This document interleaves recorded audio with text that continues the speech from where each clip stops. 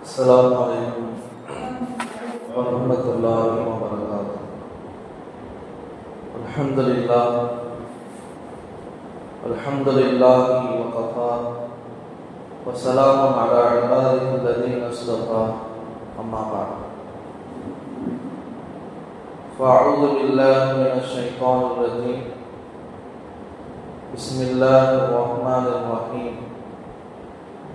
يا أيها الذين آمنوا اجتنبوا كثيرا من الظن إن بعض الظن إثم ولا تجسسوا ولا يغتب بعضكم بعضا أيحب أحدكم أن يأكل لحم أخيه ميتا فكرهتموه واتقوا الله إن الله تواب رحيم. وقال تعالى وذروا ظاهر الإثم وباطنه. صدق الله العظيم العظيم. وقال النبي صلى الله عليه وسلم إياكم والظن فإن الظن أكذب الحديث. وقال النبي صلى الله عليه وسلم إن الرجل ليحرم الرزق بالظن يصيبه أو كما قال عليه الصلاة والسلام. اللهم صل على سيدنا محمد وعلى آل سيدنا محمد كما صليت على إبراهيم وعلى آل إبراهيم إنك حميد مجيد.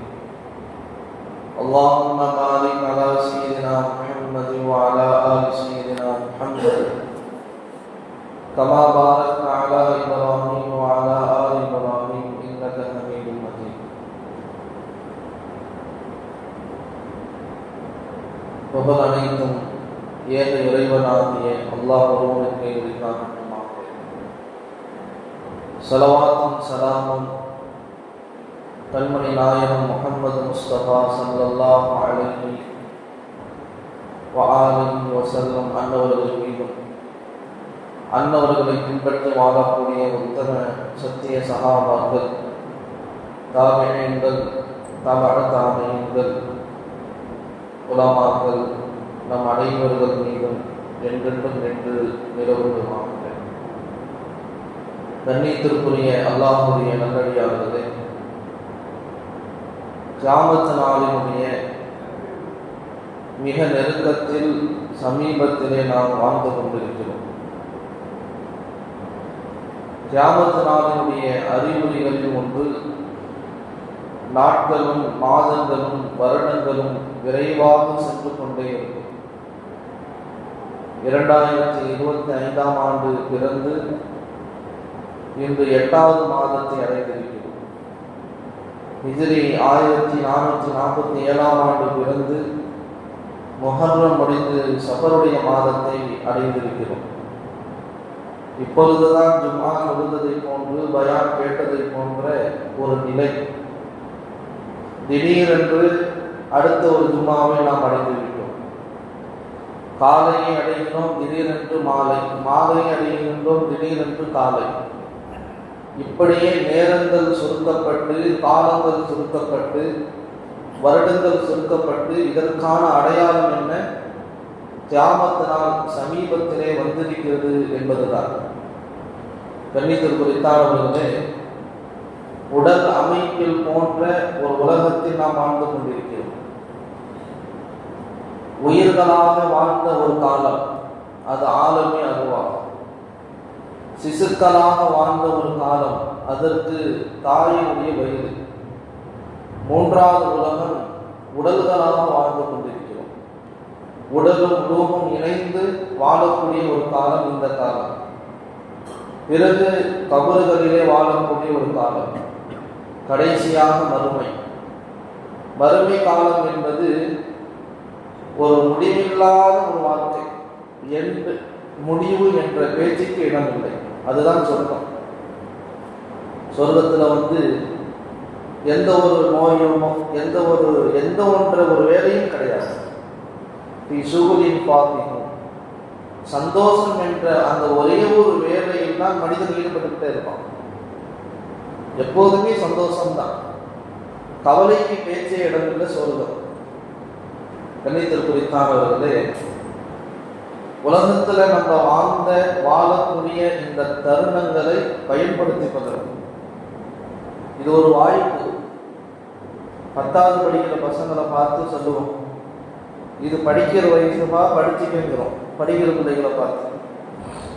அதே போல நமக்கு என்ன படிக்கணும்னு சொன்னா, இந்த உலகம் என்பது ஒரு சான்ஸ், ஒரு வாய்ப்பாக அல்லாஹ் நமக்கு கொடுத்திருக்கிறான்.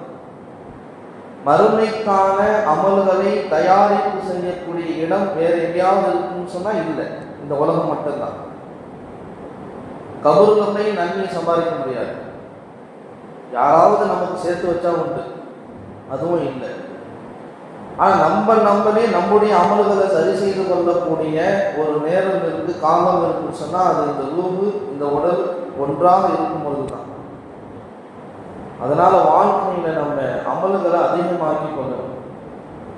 ஆயிஷா ரலியல்லாஹு அன்ஹா சொல்லுவாங்க, அல்லாஹ்வின் தூதர் ஸல்லல்லாஹு அலைஹி வஸல்லம் இரவு நேரங்களில் தஹஜ்ஜுத் தொழுகைக்காக எழுந்து நின்று தொழும் பொழுது, நீண்ட நீண்ட ரக்காத்துகளாக தொழுது காலுடைய பாதங்கள் நீங்கும் அளவு தொழுதார்கள். ஆயிஷாமா கேட்டாங்க, யார் ரசூலல்லாஹ், அல்லாஹ் தன்னுடைய முன் செய்த பாவங்களையும் மன்னிச்சுட்டான், பின் செய்யக்கூடிய பாவங்களையும் மன்னிச்சுட்டான்.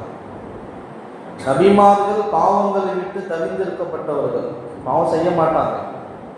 இருந்தாலும் அல்லாஹ் ஒரு அறிவிப்பு செஞ்சுதான் மன்னிப்பு உண்டு. இப்படி இருக்கக்கூடிய நிலையிலேயும் நீ இப்படி வணங்குறீங்களேன்னு கேட்டாங்க ஆயிஷாமா. ஸல்லல்லாஹு சொன்னாங்க, அஃபலா உஹிப்பு அன் அகூன அப்தன் ஷகூரா, நன்றி உள்ள அடியானாக ஆக வேண்டாமான்னு சொன்னாங்க. நன்றி செலுத்துவதற்கு உண்டான அடையாளம், நன்றி செலுத்துதல்னா என்ன தெரியுமா? வாழ்க்கையில நம்முடைய நல்ல அமல்களை அதிகப்படுத்திக்க, இதான் நன்றி செலுத்துதல்ங்கிறதுக்கு அடையாளம். வெறுமனே அப்படியே போறதில்லை, அல்ஹம்துலில்லாஹ்னு சொல்லிட்டு வாழ்க்கையில நல்ல அமலை அதிகப்படுத்தணும். ஃபஅபுதில்லாஹ் வகும் மினஷ் ஷாக்கிரீன், அல்லாஹ்வை வணங்குங்கள், நன்றியுடையவர்களில் ஆகுங்கள் அல்லாஹ் சொல்றாங்க. இபாதத்ங்கிறது என்ன அப்படின்னா, நன்றி செலுத்துவதற்கான அடையாளம். நான் தொழுகிறேன், நோன்பு வைக்கிறேன், திக்ர் செய்யறேன், துஆ செய்யறேன்னு சொன்னா இது நன்றி செலுத்துவதற்கான அடையாளம். கண்ணியத்துக்குரித்தானவர்களே, ஒன்று இருக்கு இபாதத், இன்னொன்று இருக்கு துனூப், பாவம். எந்த அளவுக்கு இபாதத்துடைய விஷயத்துல ஆர்வத்தை நம்ம காட்டுறோமோ, தொழுகிறதுல, நோன்பு வைக்கிறதுல, திக்ர் செய்யறதுல ஆர்வத்தை காட்டுறோமோ, அதை விட மிக முக்கியமான ஆர்வம் எதுல காட்டணும் அப்படின்னு சொன்னா, பாவத்தை விட்டு தவிர்ந்திருப்பதில் காட்டணும். பாவம் செய்வதை விட்டு தவிர்ந்திருப்பதில் நம்முடைய ஆர்வத்தை காட்டிக்கொள்ளணும். ஒன்று இருக்கு இபாதத் செய்யறது, இன்னொன்று இருக்கு பாவத்தை விட்டு தவிர்ந்திருக்கிறது. நம்ம தொழக்கூடிய தொழுகையின் மூலமாக உதவி தடைப்படுவதற்கான காரணம் நம்ம செய்யக்கூடிய பாவம் தான். நம்ம திக்ரு செய்யக்கூடிய அந்த திக்ரு பலனில்லாமல் போறதுக்கு உண்டான காரணம் நம்ம செய்யக்கூடிய பாவத்தின் காரணமாக தான். பாவத்தை விட்டு தவிர்ந்திருப்பதற்கான ஒரே வழி என்ன? தௌபா செய்வது. அல்லாமா அபுல் ஹசன் ஷாதுரி ரஹ்மத்துல்லாஹி அலைஹி சொல்லுவாங்க, இதா சக்குல திக்ரு அலா லிசானி, திக்ரு செய்வது ரொம்ப பாரமா இருக்குது. ஒரு நாளைக்கு 100 தடவை கூட நம்மளால இஸ்திக்பார் செய்ய முடியல. ஒரு நாளைக்கு 100 தடவை கூட நம்மளால நபியின் மீது ஸலவாத் சொல்வதற்கான வாய்ப்பு கிடைக்கல. குர்ஆனை எடுத்து ஓதலான்னு பார்த்தா சோம்பேறியா இருக்குது, ரொம்ப பாரமா இருக்குது. வகஸரல் லஹு ஃபி மகாலி, பேச்சு ஃபுல்லா வீணான பேச்சு தான், எதை பேசினாலும் தேவையில்லாத பேச்சு, வாயை திறந்தா புறம், வாயை திறந்தா பொய். இந்த நிலை உண்டாகிவிட்டால் ஒன் பசத்தில் ஜவாரின் ஃபி ஷஹவாத்தி, மனோ இச்சை என்ற போதை உடலிலே அப்படியே ஊருண்டு கொண்டே இருக்கும். இதற்கு என்ன வழி? இந்த பாவத்திலிருந்து தப்பிக்கிறதுக்கு என்ன வழி? ஒன் சத்த பாபுல் ஃபிக்ரத்திஹி மசாலி, ஒரு மனிதன் பாவத்தில் ஈடுபடுவதனால் எது நல்லது எது கெட்டதுன்னு கூட பகுத்தறிவு இல்லாத வாழ்க்கை வாழ்ந்து கொண்டிருப்பான். இதற்கு ஒரே வழி அத்தௌபா, பாவம் மீட்சி பெறுவதுதான். பாவத்திலிருந்து அல்லாஹ்விடத்துல தௌபா செய்யறது. கண்ணியத்திற்குரித்தானவர்களே, அல்லாஹ் தஆலா சூரத்து ஹுஜராத் என்று சொல்லப்படக்கூடிய குர்ஆனிலே 26வது ஜுஸிலே வரக்கூடிய சூரா. இந்த சூராவில் அல்லாஹ் சுப்ஹானஹு வ தஆலா சோசியல் லைஃப், சமூக வாழ்க்கை, ஒரு மனிதனுக்கு எப்படி இருக்க வேண்டும் என்ற நடைமுறையை அல்லாஹ் தஆலா கற்றுத்தரான். அதுல முதல் பகுதியாக சஹாபாக்கள் நபி அவர்கள் ஹயாத்தாக இருக்கும் பொழுது நம்ம நபி அவர்கள் என்று மக்பராவில் அடைந்திருந்தாலும் அங்கு செல்லும் பொழுது எப்படி நடந்து கொள்ளணும் அல்லாஹ் ஒரு வழிமுறையை கற்றுத்தரான். போய் நபி அவங்களுக்கு முன்னாடி பேசினா சப்தத்தை உயர்த்தி பேசக்கூடாது. இது சஹாபாக்களுக்கு. நமக்கு என்ன சட்டம்? நபி அவர்களுக்கு முன்னால் சலாம் சொல்லும் பொழுது ஆர்வத்துல தேட்டத்துல அஸ்ஸலாமு அலைக்க யா ரசூலல்லாஹ் சப்தமாக சொல்லக்கூடாது, சப்தத்தை தாழ்த்தி தான் சலாம் சொல்லணும். ஒரு செய்தி, ஒரு நபியை சந்திக்க போறோம், நபியை சந்திக்க போகும் பொழுது கொஞ்ச நேரம் தாமதமாகுதுன்னா வெயிட் பண்ணுது, நல்லா சொல்லித்தரான் சஹாபாக்கள். யாராவது ஒரு மூமின் ஒரு செய்தியை உங்கள்கிட்ட கொண்டு வராங்க, அதை நீங்க உறுதிப்படுத்தாம வெளிப்படுத்தக்கூடாது. இப்படியாக தொடராக அல்லாஹ் சொல்லி கொண்டு வரும் பொழுது அல்லாஹ் சில பாவங்களை விட்டு நீங்க தவிர்ந்திருக்குன்னு நல்லா சொல்றான். ஒரு ஆணும் சரி ஒரு பெண்ணும் சரி கேலி கிண்டல் செய்யக்கூடாது, யாரை பார்த்து பரிகாசம் செய்யக்கூடாது, கெட்ட எண்ணங்களை விட்டு தவிர்ந்திருக்கிறேன். ஏன்னு சொன்னா எண்ணங்கள்ங்கிறது ரெண்டு வகை இருக்குது. ஒண்ணு நல்ல எண்ணம், இன்னொன்னு கெட்ட எண்ணம். நல்ல எண்ணத்திற்கு கூலி கிடைக்கும், கெட்ட எண்ணத்துக்கு பாவம் தான் கிடைக்கும். நம்முடைய எண்ணங்களை வாழ்க்கையில சரி செய்யணும். ஒரு சஹாபி ரொம்ப உடம்பு சரியில்லாம போயிடுவாங்க. ஸல்லல்லாஹு அலைஹி வஸல்லம் அவங்கள சந்திக்கிறதுக்காண்டி போனாங்க. அப்ப கேட்டாங்க, உடம்பு எப்படி இருக்கு, என்ன பண்றது, இந்த நோயிலே தான் எனக்கு மூத்து வர போறேன்னு சொன்னாங்க. ஸல்லல்லாஹு அலைஹி வஸல்லம் சொன்னாங்க, அல்லாஹ் அப்படியே ஆக்கணும். அவருடைய எண்ணம் என்னவா இருந்துச்சு? இந்த நோய் என்ன மௌத்தாக்கிடும், என்னை படுக்கையில ஆக்கிடும், என்னை மௌத்தாக்கிடும் நினைச்சாங்க. அல்லாஹ் அதே மாரி அந்த நோயில தான் அவருக்கு மௌத்தை கொடுத்தான். எண்ணம் போல் வாழ்வு. நம்ம எதை நினைக்கணுமோ அதுதான் நடக்கும். ஸல்லல்லாஹு அலைஹி வஸல்லம் சொன்னாங்க, நீங்க மரணமாகும் பொழுது கூட அல்லாஹ்வின் மீது நல்லெண்ணம் கொண்ட நிலையில் மரணமாகுங்கள். அல்லாஹ்வின் மீது நல்லெண்ணம் வரும். அல்லாஹ் சில நேரங்களில் கொடுத்து சோதிப்பான், எடுத்து சோதிப்பான். எதற்காக வேண்டி சொன்னா நம்முடைய மனோநிலையை பார்ப்பதற்கு தான். என் அடியாக்கள் எப்படி நினைக்கிறான்? அய்யூப் அலைஹிஸ்ஸலாம் அவங்களுக்கு செல்வத்தை அல்லாஹ் அதிகம் கொடுத்தான், பிள்ளைகளை கொடுத்தான். அந்த நிலையிலேயும் பொறுமையை மேற்கொண்டாங்க, அல்லாஹுக்கு நன்றி செலுத்தினாங்க. எல்லாத்தையுமே அல்லாஹ் புரிஞ்சிட்டாங்க. ஒரு நேரம் வந்துச்சு, பிள்ளைகள் சொத்து எல்லாம் போயிடுச்சு, மனைவி மட்டும்தான் பாக்கி. அந்த நிலையிலும் பொறுமையா இருந்தான். மனோநிலை, செல்வ செழிப்பா இருக்கும் பொழுது எப்படி இருக்கிறோம், வறுமையில் இருக்கும் பொழுது எப்படி இருக்கிறோம், நம்முடைய எண்ணங்கள் அல்லாஹ் பார்க்கிறான். அதனாலதான் அல்லாஹ் சுப்ஹானஹு வ தஆலா முழு குர்ஆனிலேயே 2 நபிமார்களை தான் அல்லாஹ் நிஅமல் அப்து, அடியாறுகளில் மிக சிறந்தவர்கள். ஒன்று இருக்கு, பொதுவா எல்லா நபிமார்களும் சிறந்தவங்க. அதிலும் குறிப்பா 2 நபிமார்களை மட்டும்தான் அல்லாஹ் இந்த வார்த்தையை கொண்டு சொல்றான், நிஅமல் அப்துன்னு சொல்லி. ஒன்று அய்யூப் அலைஹிஸ்ஸலாம், இரண்டாவது சுலைமான் அலைஹிஸ்ஸலாம். அய்யூப் அலைஹிஸ்ஸலாம்கிட்ட கொடுத்ததை எடுக்கப்பட்டது, அதுல பொறுமையாக நன்றி செலுத்தினாங்க. சுலைமான் அலைஹிஸ்ஸலாம்கிட்ட கொடுக்கப்பட்டது, உலகம் கொடுக்கப்பட்டுச்சு, முழு உலகத்தை ஆட்சி செஞ்சாங்க. நிஅமல் அப்து, இங்க சுலைமான் அலைஹிஸ்ஸலாம்கிட்ட நன்றி செலுத்தக்கூடிய தன்மை இருந்துச்சு, அய்யூப் அலைஹிஸ்ஸலாம்கிட்ட பொறுமையா இருக்கக்கூடிய தன்மை இருந்துச்சு. இந்த 2 பேரையுமே அல்லாஹ் சுப்ஹானஹு வ தஆலா சொல்றான் நிஅமல் அப்து. நம்முடைய வாழ்க்கையும் அப்படித்தான். ஒன்று சந்தோஷத்துல கழியும், அப்படி இல்லைன்னா கவலையில கழியும். சந்தோஷத்துல கழிஞ்சா நன்றி செலுத்தக்கூடிய தன்மை உண்டாகும், கவலையில கழிஞ்சா பொறுமையா இருக்கு. சந்தோஷத்துல எனக்கு அல்லாஹ் அப்படி கொடுத்தான், அல்ஹம்துலில்லாஹ் அல்ஹம்துலில்லாஹ், எல்லாம் போயிடுச்சு, வியாபாரம் நாசம் ஆயிடுச்சு, அல்ஹம்துலில்லாஹ் வருமா? ஏதோ வார்த்தையில தான் வருது. மனோநிலை அல்லாஹ் சோதிக்கிறான். என்னுடைய அடியான் இப்ப என்ன சொல்ல வரான், என் அடியான் இப்ப வார்த்தையில என்ன வருது? அப்ப சோதனை எதனால வரும்? பாவம் செய்யறதுனால தான் சோதனை வரும். சோதனை இருக்கு 3 வகை. ஒன்று இருக்குது, ஒரு அடியானை அந்தஸ்தை உயர்த்துவதற்காக அல்லாஹ் சோதிப்பான். அந்த சோதனையில ஒரு அடியானுடைய மனோநிலை எப்படி இருக்கும்? அல்லாஹ் என் அந்தஸ்தை உயர்த்துறான், அதனால தான் என் சோதனையா? என்னுடைய மனோநிலை எப்படி இருக்குன்னா அதை கண்டுக்கவே மாட்டார், என்னதான் நடந்தாலும் கண்டுக்க மாட்டார். ஒரு அடியானுடைய பாவங்களை மன்னிப்பதற்காக வேண்டி அல்லாஹ் சோதிப்பான். இந்த அடியானுடைய மனோநிலை எப்படி இருக்கும்னு சொன்னா, என்ன அமலை செய்கிறாரோ அது உருப்படியா அப்படியே செஞ்சுக்கிட்டு இருப்பார். ஒரு அடியானை அல்லாஹ் தண்டிப்பதற்காக சோதிப்பான். இவர் எப்படிப்பட்டவராக இருப்பார், எதற்கு என்ன அடையாளம்னு சொன்னா, யாரை பார்த்தாலும் புலம்பிக்கிட்டே இருப்பார். அங்கே கடை வச்சுருந்தேன், எல்லாம் போயிடுச்சு, சும்மா தான் இருக்கேன், உருண்டை தான் இருக்கேன், அப்படி இருக்கேன், இப்படி இருக்கேன், எதையாவது புலம்பிக்கிட்டே இருப்பார். மக்கள்கிட்ட புலம்ப ஆரம்பிச்சுட்டா முடிஞ்சு அல்லாஹ்வுடைய வேதனை உன்னை நோக்கி வருதுன்னு சொல்லி, இதான் அடையாளம். கணித்து குறிக்கானவர்களே, பாவம் செய்யறதுனால என்ன ஏற்படும்னா, ஜவாலும் நிஅமா, இருக்கிறதும் போயிடும், ஹுலூலும் நிக்குமா, அல்லாஹ்வுடைய புறத்திலிருந்து வேதனை வர ஆரம்பிச்சிடும், அல்லாஹ்வுடைய புறத்திலிருந்து தண்டிக்க ஆரம்பிச்சிடும் அல்லாஹ். அதனால நம்ம செய்யக்கூடிய அமல்களும் கொஞ்ச நஞ்சம் தான். அதை வீணாக்குறது எதுன்னு சொன்னா பாவம். அப்ப பாவத்திலிருந்து தவிர்ந்திருக்கக்கூடிய நிலையை நம்ம உண்டாக்கிக்கணும். பாவம் சொன்னா என்ன நினைக்கிறோம், ஜினா செய்யறது, திருடுறது, இது மட்டும் பாவம் இல்லை. கொலை செய்யறது, பொய் பேசுறதுமே இதுவும் பாவம் தான். புறம் பேசுறோம், அதுவும் பாவம். ஒரு முஃமினான அடியானை பார்த்து தப்பா நினைக்கிறோம், அதுவும் பாவம். உள்ளத்துல தோன்றுது ஒருத்தரை பற்றிய தவறா, அதையும் பாவம் தான்.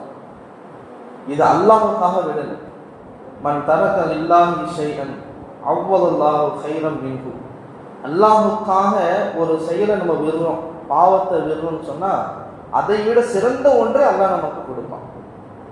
ஒருவர் பொய் பேசுற அந்த தன்மையை விடுறாரு, பாவம் பொய் பேசுறது, பொய் பேசுறத விடுறாருன்னு சொன்னா, விடுறதுக்கு முயற்சி செய்யறாருன்னா அதற்கு மகரமா அல்லாஹ் அவருக்கு என்ன கொடுப்பான்னா, அவர் கேட்கறதுவா கபூலாகும். கணித குறித்தானவர்களே, பாவத்தின் மூலமாக ஏற்படக்கூடிய அசரா பிரதிபலன் என்ன தெரியுமா, கில்லத்து ரிஸ்க். அல்லாஹ் ரிஸ்கை குறைச்சிடுவான். ஒரு நேரத்துல நல்லா இருந்திருப்பார், இப்போ ஒன்றும் இல்லாமல் எல்லாம் ஆக்கிடுவோம்.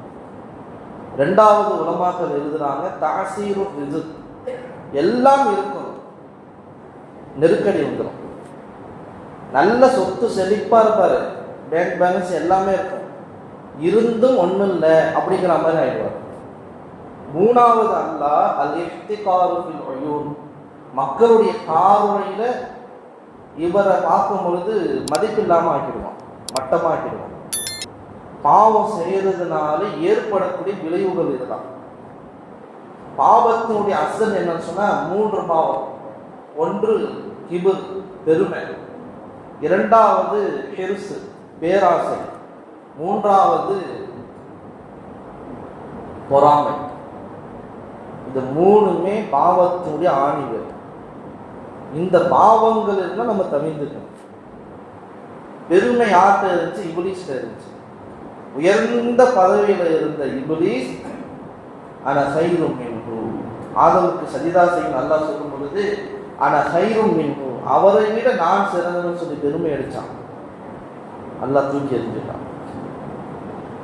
ஸல்லல்லாஹு ஆதம் அலைஹிஸ்ஸலாம் சொர்க்கத்துக்கு போகும்பொழுது இந்த மரத்துக்கு நெருங்காத நல்லா கட்டளையிட்டான். பேராசை, நல்லதுன்னு இருக்கு, கெட்டதுன்னு இருக்கு. ஆதம் அலைஹிஸ்ஸலாம் சாப்பிட்டதின் நோக்கம் என்னன்னு சொன்னா, இதை சாப்பிட்டா நம்ம எங்கே இருந்துடலாம், அல்லாஹ்வோட நெருக்கமாக இருந்துடலாம் அப்படிங்கிற எண்ணத்துல தான் சாப்பிட்டாங்க. அந்த பேராசை உலகத்துக்கு வர வச்சிருச்சு. மூணாவது ஹசது. உலகத்துல ஏற்பட்ட முதல் பாவம் கொலை. ஆதம் அலைஹிஸ்ஸலாம் 2 மகனார்கள், 2 சகோதரர்கள் ஏற்பட்ட சண்டையின் காரணமாக ஏற்பட்ட கொலை. அதற்கு அடிப்படை காரணம் பொறாமை. கணிதர் குறித்தானவர்களே, இந்த 3 பாவத்திலிருந்து மனிதன் தவிர்ந்திருக்கிறான். நம்ம நினைக்கிறோம் வெளிரங்க பாவம், உள்ரங்க பாவம் இருக்கு, அதுதான் இதெல்லாம் உள்ளம் ரீதியான பாவம். ஹசது, பிறர் மீது பொறாமை வர்றது, பிறர் மீது பேராசை வர்றது, பெருமை வர்றது, இதெல்லாம் உள்ரங்க பாவம். அல்லாஹ் 2த்தையும் தவிர்ந்திருக்குன்னு சொன்னான். வதருல் ஆஹிர பிஸ்மி வ பாத்தினா, வெளிரங்க பாவத்தையும் தவிர்ந்திருக்கணும், உள்ரங்க பாவத்திலும் தவிர்ந்திருக்கணும். இப்ராஹிம் இப்னு அதஹம் ரஹ்மத்துல்லாஹி அலைஹி சொன்னாங்க, அஸ்கலுல் அமாலி ஃபில் மீசான், திராசுல நன்மை கணக்குன்னு அப்படின்னு சொன்னா அதுக்கு என்ன வழி? அஸ்கலுஹா அலல் அப்தான், உடலுக்கும் பாரமாக இருக்குமே அதுதான் திராசிலையும் பாரமாக இருக்கும். தொழுகிறது பாரம், நம்ம லேசு நினைக்கணும். ஃபர்லு தொழுதுடுவோம், ஏன்னா அது கடமை, தொழுது தான் ஆகணும். அப்படியே எழுச்சி ஓடுவோம் பார்த்தீங்களா, சுண்ணத்தை தொழுவாங்க, அது பாரமாக இருக்கும். 2 ரக்காத் தான் சரி. ஒருத்தர் 2 ரக்காத் தொழுதுட்டாருன்னா சாலிகான முறையில் தொழுகிறாரா, காக்கா கொத்துற மாதிரி தொழுதுட்டு ஓடிடுறாரு. தொழுகிறதே நன்மைக்கு தான், ஏன் பாரம். அப்போ தான் அது வாங்கிட்டு சொல்ல சொல்லு, இதை வாங்கிட்டு வர சொல்ல சொல்லு, அங்கே ஃபோன் அடிக்கணுமே, எல்லா சிந்தனையும் அப்போ தான் வரும். எந்த அமலை செய்யும் பொழுது மனசுக்கு ஒத்துக்க மாட்டேங்குதோ அந்த அமலை செஞ்சால் அது தராசுல அதிக நன்மையை கொடுக்கும். அதனால் வாழ்க்கையில் பாவத்தை விட்டு தவிர்ந்திருக்கிறதுக்கு முயற்சி செய்யும். பாவத்தை விட்டு தவிர்ந்திருந்தால் அல்லாஹ் ரிஸ்க்ல பரக்கத்தை கொடுப்பான். சொன்னாங்க உலமாக்கள், மனிர் தக்கவ மாசியத்தன், யார் ஒருவன் பாவம் செய்வானோ சல்லத்தல்லாஹு அலைஹி லாலிமா, அநியாயக்காரன் அவன் மீது அல்லாஹ் சாட்டிடுவான். பொண்டாட்டி பேச்சை கேட்டு தான் வாழ்க்கை ஓடும், பாவம் செஞ்சான். பொண்டாட்டி பாவம் செஞ்சால் புருஷன் பேச்சை கேட்டு தான் வாழ்க்கை ஓடும். அத்தா ஒழுங்காக இல்லைன்னா மொவன் பேச்சை கேட்க மாட்டான், மொவன் ஒழுங்காக இல்லைன்னு வச்சுக்கோங்க அத்தா பேச்சை கேட்க. இப்படித்தான் மாறி மாறி பாவம் செஞ்சால் அல்லாஹ் ஆட்சியாளர் நமக்கு சாட்டிடுவான். இன்னைக்கு நம்மளுக்கு தான் எல்லா பாவமும் அல்லாஹ் மன்னிக்கணும். பிறர் மீது பழி சுமத்துறது, தேவையில்லாமல் சண்டையை வளர்க்குறது. ஹுதைஃபா ரலியல்லாஹு அன்ஹு சொன்னாங்க, மஸ்தஹஃப கௌமன் பிஹக்கில்லாஹி சுப்ஹானஹு, எந்த சமூகம் அல்லாஹ்வுடைய கட்டளையை லேசாக கருதுமோ இல்லா வஅஸல்லாஹு அலைஹி மன் யஸ்தஃபிஃபு பிஹிம் வ பிஹக்கிஹிம், இவர்களுக்கான உரிமையை லேசாக்கக்கூடிய ஒரு ஆட்சியாளர் அல்லாஹ் ஏற்படுத்திடுவான். நமக்கான உரிமை இன்னைக்கு மீட்கப்படுது. வக்ஃபு கொடுங்கிட்டான், ஏன் கொடுக்குறான், நம்மளே பிடிங்கி வச்சுக்கிறோமே. வக்ஃபுக்காண்டி எங்கே பார்த்தாலும் சண்டை, என் பேரில் இருக்குன்னு உன் பேரில் இருக்குன்னு, இருக்கிற வரைக்கும் ஆண்டுறது. எல்லா சைத்தாவளையும் நம்ம பார்த்துக்கிட்டு இருந்தோம்னா அல்லாஹ் பார்த்தான், அல்லாஹ் பிடிக்கிடுவான். கண்ணியத்தில் குடித்தாளர்களே, இதெல்லாம் பாவத்தினால் ஏற்படக்கூடிய பெரிய ஆபத்து. அதனால வாழ்க்கையில ஒரு விஷயத்தை நல்லா உணர்ந்து கொள்ளும். அல்லாஹ் ஸல்லல்லாஹு அலைஹி சொன்னாங்க, இன்னர் ரஜுல யஹ்ரமு தன்ப ஃபயஹ்ரமு ரிஸ்க பிதன்பி யுஸீபு, ஒரு மனிதனுக்கு வர வேண்டியது வராமல் தடுக்கப்படுவதற்கான காரணம் அவன் செய்யக்கூடிய பாவம் சொன்னான். இன்னைக்கு பாவம் நம்ம லேசா கருதி செய்யறது. செல்லை எடுத்தா ஃபேஸ்புக்கு, இன்ஸ்டாகிராமு, அப்படியே நோக்கி விட்டு ஜாலியாக ரீல்ஸ் வருது, அதில் பாட்டு இருக்குது, அப்படியே ஜாலியாக கடந்துக்கிட்டு போகிறோம். இன்னைக்கு எல்லாருடைய வாழ்க்கையை பாருங்க, செல்லில் தான் வாழ்க்கை கழிக்கிறது.